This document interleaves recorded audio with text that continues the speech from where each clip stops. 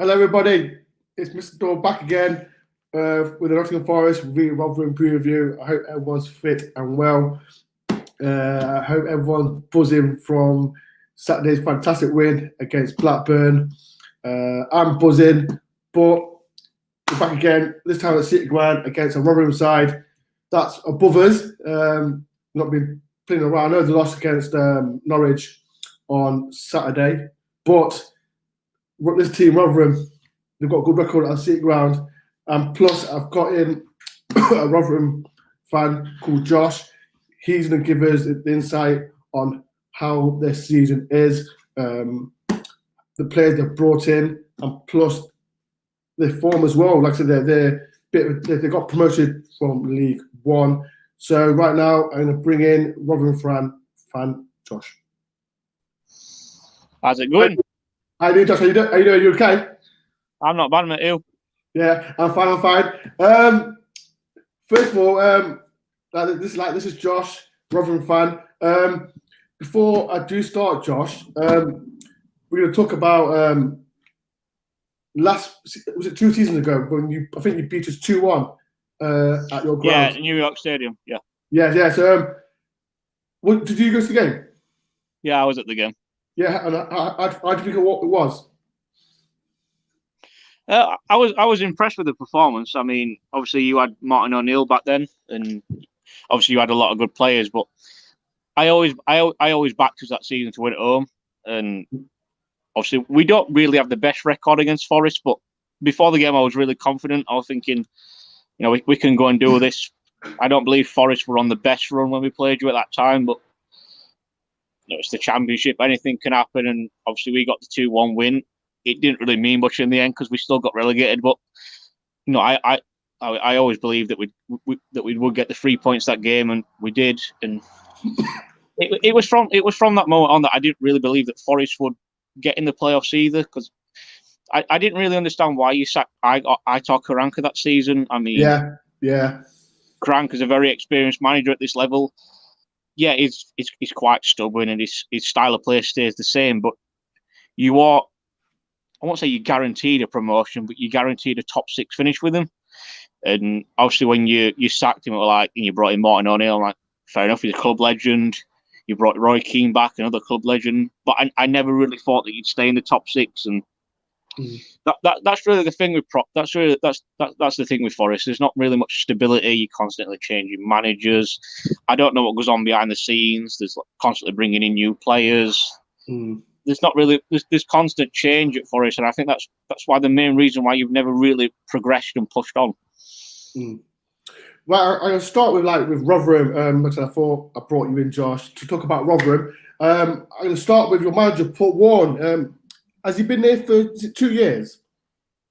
He's been here years. He were a player. He signed in 1997, left in 2005, came back in 2009, then retired, became as fitness coach in 2012, and he became the caretaker manager in 2016, and he's been the manager ever since. We all love him. He's a club legend. He cares about the club. He always puts the club first. He's changed the culture. He's changed the DNA. Yeah, there's been a couple of relegations, but we've enjoyed the promotions as well, and we feel that he can really. We feel that we can really push on under him and become a stable Championship side. We've brought in really good players this summer.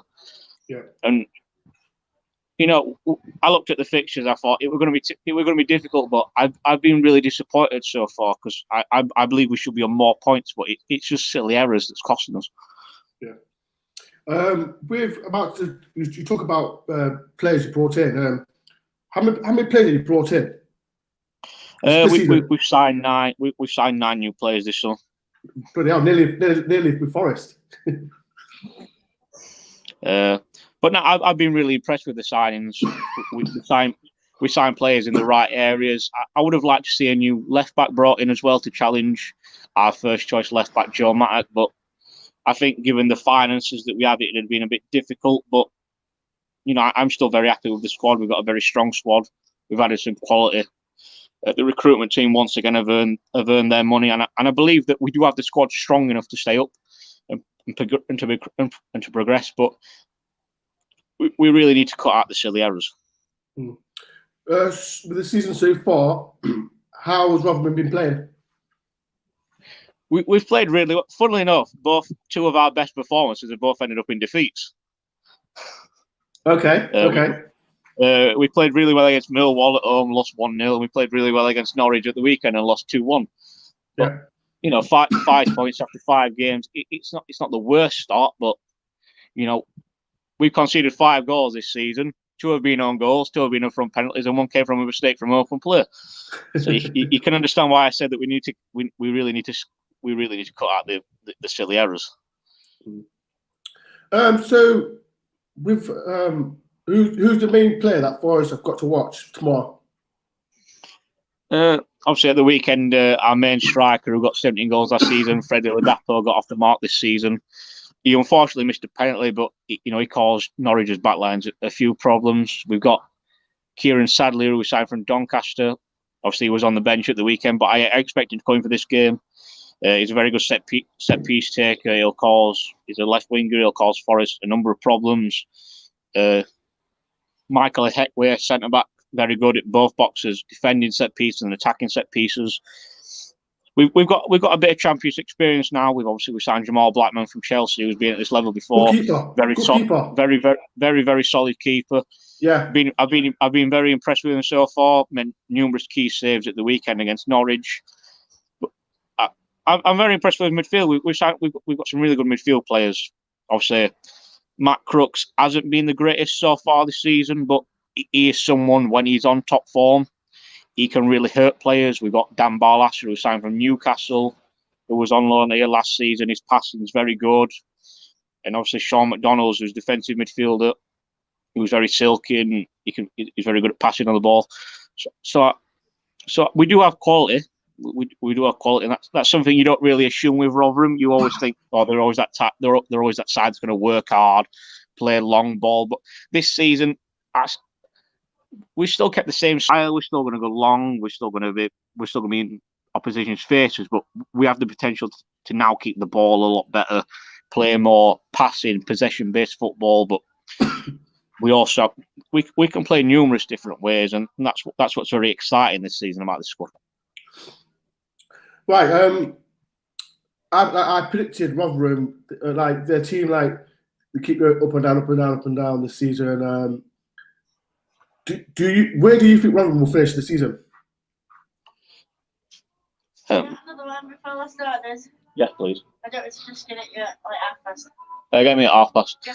Sorry about that. It's okay. Don't worry about it. I do believe we will stay up. I think if you offered any Rotherham fan 21st place right now, they would absolutely snap your hands off. But I think looking at the quality in the squad, we should be aiming a lot higher. But it's all about. I can't say the belief, because the belief in the high is very squad. Belief in the squad is very high. But if you cut out the silly mistakes and you take your chances, you're obviously going to do well. And I think as soon as we start doing that, I do believe we will finish.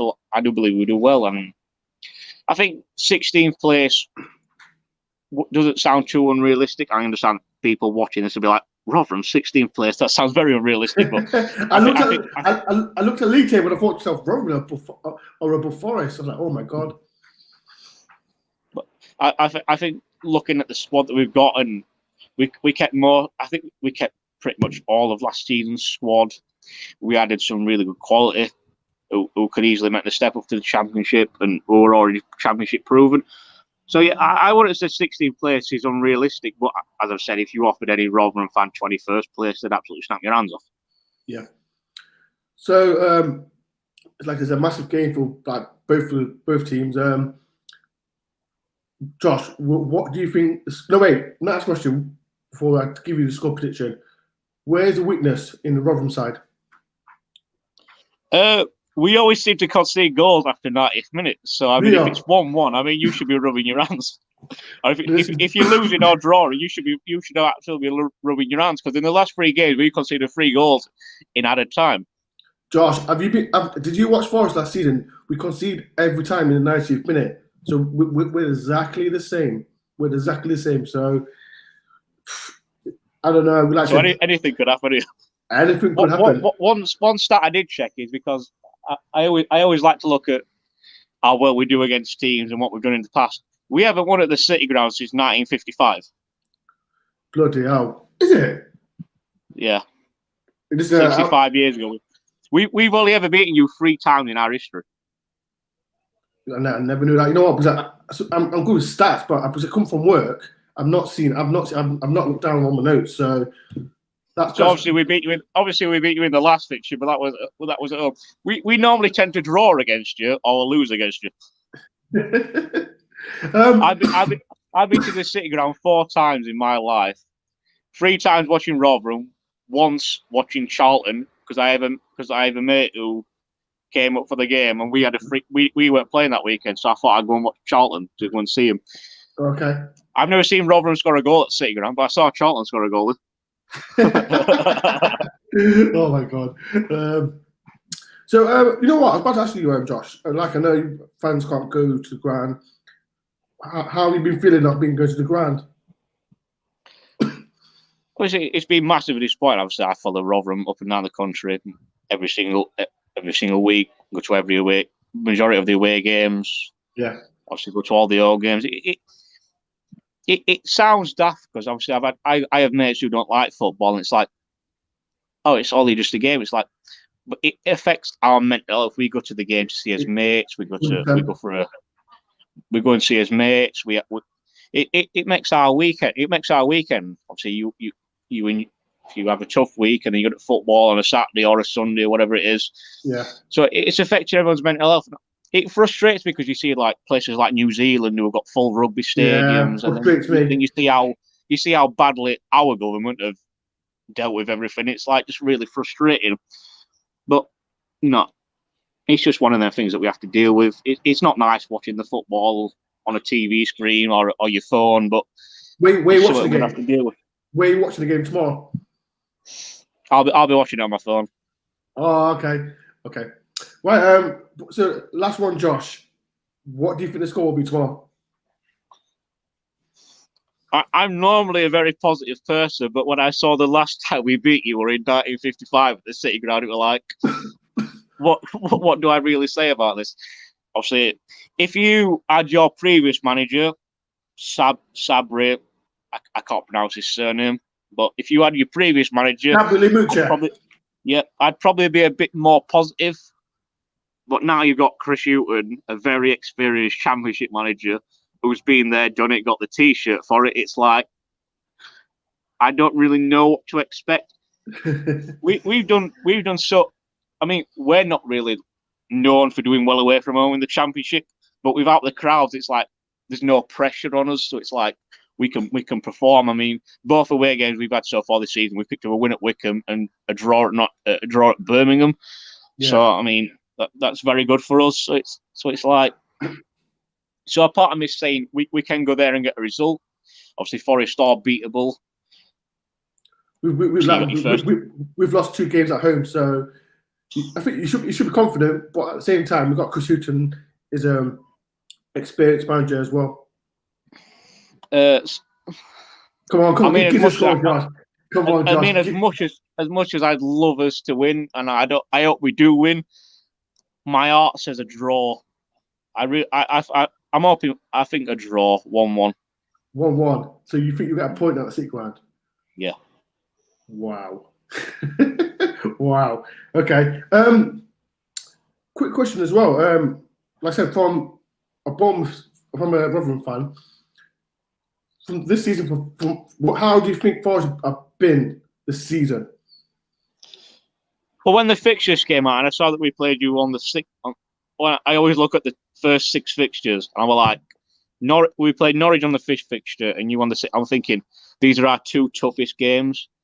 But I've been very disappointed with how Nottingham Forest have played this season. I watched you against Huddersfield. You were awful. I watched you against Cardiff. You were awful. I'm thinking, you look at the talent that's in that squad, and it's like, I think it was only a matter of time before you sacked your manager and got someone in like Chris Hughton. If you want to, Yeah. I'm sure many Forest fans will agree. Yeah, After lockdown, you were awful. I mean, you were in the playoffs and obviously lost out. Josh, don't mention like that last season, please. Don't mention it.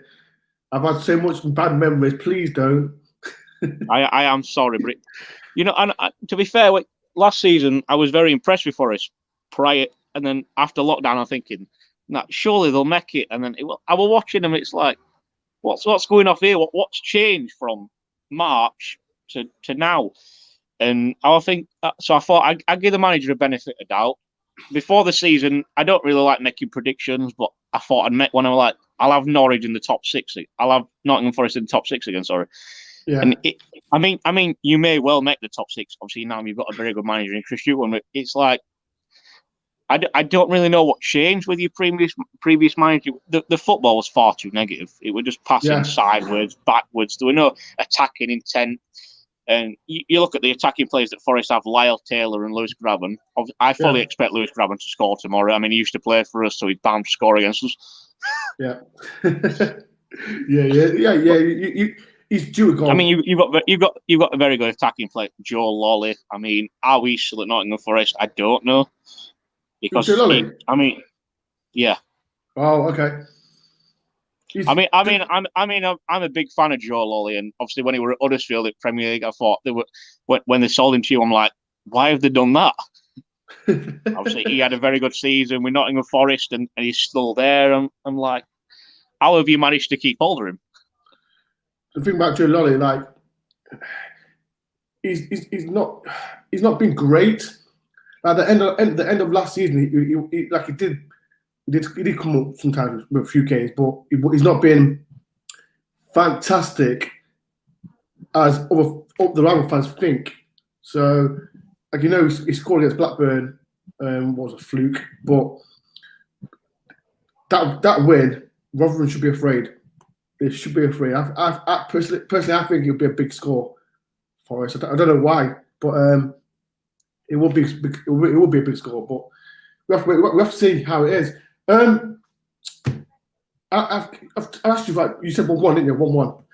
Quick question, Josh, before you go. Where do you think Forest will finish this season? I think it'll be top half. I think obviously you've got Chris Hughton now. I think if you had a couple of more players in January, then it wouldn't surprise. Well, a few more quality players in January, it wouldn't surprise me if you finished top 6. Top 6? You're another club. I mean, you're another big club like Leeds that had been out of the top division for so long. It's like you've got to get back there eventually at some point. So I've got a feeling now with Chris Hughton and obviously the contacts that he's obviously you signed Anthony Knockout, who's an absolute quality championship player, and I'm really not looking forward to seeing him tomorrow. Yeah, so I'm looking forward to seeing him. To be fair, I'm really looking forward to seeing Knockout play. It wouldn't surprise me if you finish in the top 6, but I think it all depends on what you do in your January business. I mean, Chris Hughton will improve you from now until January, but it's all about what you do in your January business. Yeah. But yeah, Josh, I'd like to say thank you very much for taking your time to come on my channel. I know it was late notice, but no, it's all right, mate. I appreciate it. But hopefully you have a bad day tomorrow, and I will text you if Forest do hammer you 6-0. But yeah, Josh, like I said, thank you very much for coming on, and hopefully the best team wins tomorrow. I appreciate it, mate, and I wish you the best luck apart from both games against us this season. Yeah, but yeah, cheers, Josh. Thank you very much for coming on, mate. Appreciate it. Josh. Thank you. Right, so that's Josh, Rotherham fan.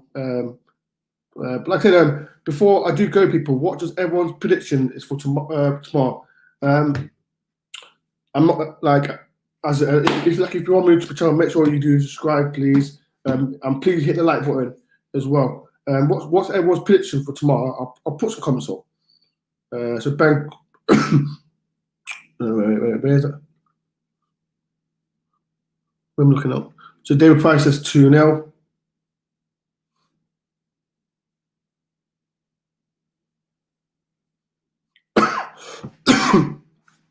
Sorry for my coughing. I've got a bad cough. Ben Cole said it won't be 6-0. Yes, I just said for a joke. It won't be 6-0. Ethan says 2-0 Forest. Another Ben says, "Oh, Ben Corn doesn't have a clue." I don't know. Brian says 2. What's everyone's prediction for tomorrow? Because I think after that result against Blackburn, I think we will.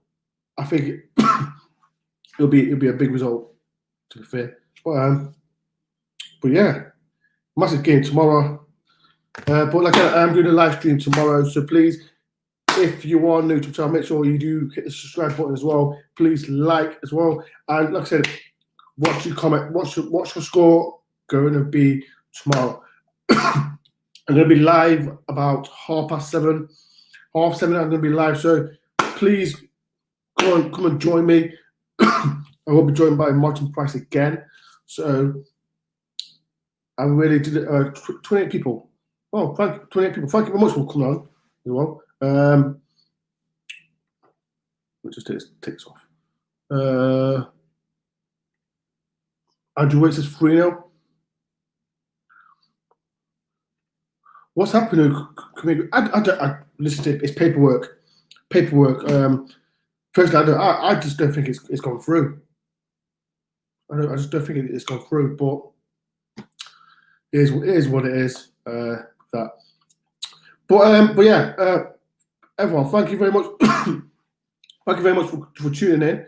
Like I said, please join me tomorrow, 7:30. Doing a live stream, watch along, and thank you everyone for coming on. And I'll see you 7:30. Don't be late. Up the bloody forest.